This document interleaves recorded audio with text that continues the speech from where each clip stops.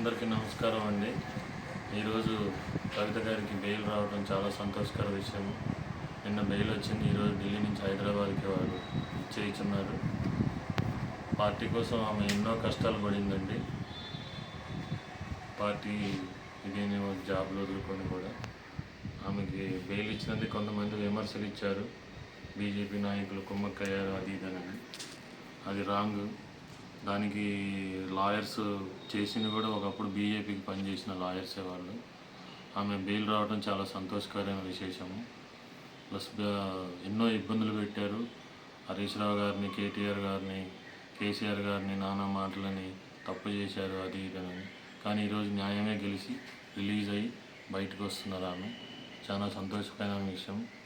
BRS కార్యకర్తలందరికీ కూడా ఇది ఒక శుభ సూచకము.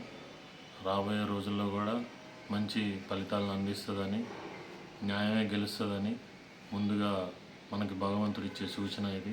ప్రతి ఒక్క కార్యకర్త కూడా వేరే లోపాలకి లోపడి ఎవరు ఇబ్బందులు పెట్టినా కూడా పార్టీకి ద్రోహం చేసుకోవద్దు.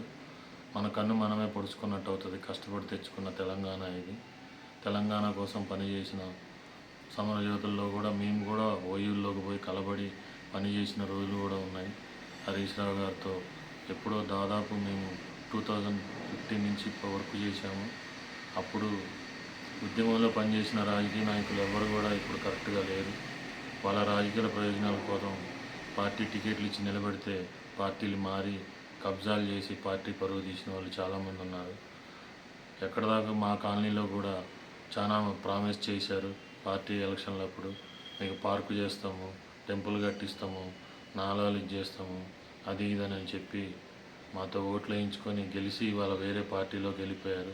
కనీసం కార్యకర్తలను పిలిచి మీటింగ్ కూడా పెట్టి ఇంతవరకు మీకేమైనా ప్రాబ్లమ్స్ ఉన్నాయా ఏందని కూడా అడిగిన దాఖలాలు కూడా లేవు. వాళ్ళని నమ్ముకున్న కార్యకర్తలను వదిలేసి వాళ్ళ తప్పులు చేసి వాళ్ళ సుఖాల కోసం పార్టీలు మారారు. తల్లి లాంటి పార్టీకి అన్యాయం చేసి వెళ్ళారు. ఎంతోమంది కష్టపడిన వాళ్ళు ఉన్నారు. లోకల్ ఫీలింగ్ తీశారు, నాన్ లోకల్ అని అన్నారు. కార్పొరేటర్లు ఎక్కడెక్కడి నుంచో పార్టీలో నుంచి వస్తే కూడా కార్పొరేట్ టికెట్ ఇచ్చారు. ఉన్న కార్పొరేటర్కి కూడా టికెట్ ఆపి వేరే కార్పొరేటర్కి టికెట్ ఇప్పించారు, వేరే పర్సన్కి. అతన్ని కష్టపడి గెలిపించుకున్నాము.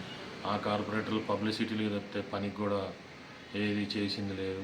ఒకటి అడిగితే ఒకటి చెప్తారు. ప్రతిదానికి చెత్త తీసేవాడికి లంచము, ఊడ్చేవాడికి లంచము. మా కాలనీ అయితే అసలు బ్లాక్ లిస్ట్లో పెట్టారు. ఒక రెసిడెన్షియల్ ఏరియా పోయి కమర్షియల్ ఏరియా, ఏడ చూసినా నాలాల కబ్జాలు, కుంటల కబ్జాలు, పార్కులు, గవర్నమెంట్ స్కూళ్ళు, ఇవన్నీ కబ్జాలు. నా వయసు ఇవాళ 45 years. నేను పెరిగిన వ్యక్తిని, పుట్టి పెరిగిన వ్యక్తులం అండి. మా చిన్నప్పుడు బిహెచ్ఎల్ లోపల నుంచి నాలా ప్రవహించేది. ఇలా నాలా కూడా కబ్జాలు చేసి కట్టుకున్నారు.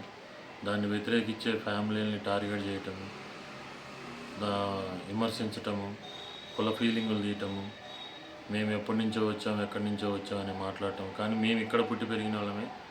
ఎక్కడి నుంచో అందరూ వచ్చిన వాళ్ళు, ఇక్కడ పుట్టి పెరిగిన వాళ్ళు ఎవరూ లేరు.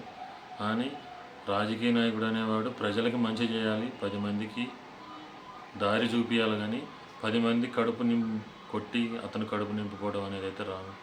తప్పు చేయటం ఎందుకు? ఇప్పుడు పార్టీని మోసం చేసి ఏదో కప్పిపుచ్చుకోవడం ఎందుకు?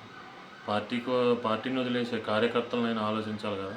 కష్టపడే కార్యకర్తలకు ఏమైనా చేసి పెట్టేవాడు రాజకీయ నాయకుడు.